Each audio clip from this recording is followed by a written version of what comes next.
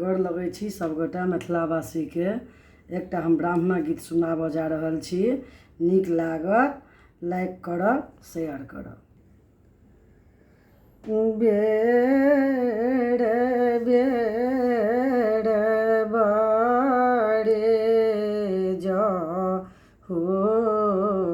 मालिन के बेटी या हे बेड़ बेड़ बड़े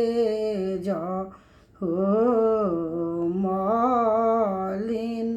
के बेटिया हे आहे जुनी रोपू बाट घाटे फूल हे आहे जुनी रोपू बाट घाटे फूल हे अही बाट आवती है ता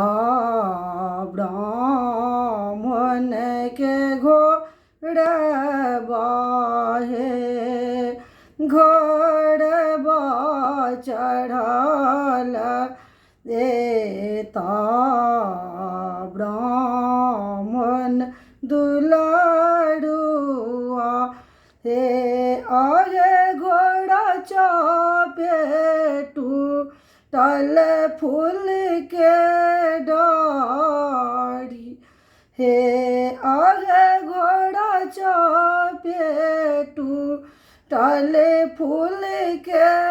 डाढ़ी हे कान लगली खीजा लगली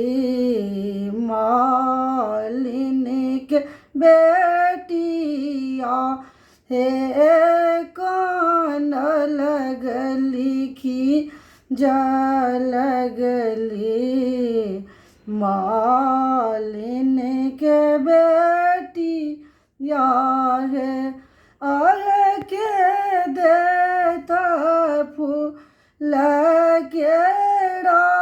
दाम हे आए के देता फूल केरा दाम हे जुनी कानो जुनी की जू मालिन के बेटिया हे जुनी कानो जुनी की जू मालिन के बेटिया है आए हम देव फूल केरा दाम है आए हम देव फूल केरा दाम हे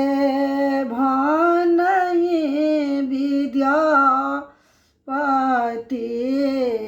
सोनो बाबू ब्राह्मण भानहि विद्यापति सोनो बाबू ब्राह्मण अरे गरु काल हो ये बसहाई हे आए गरु काल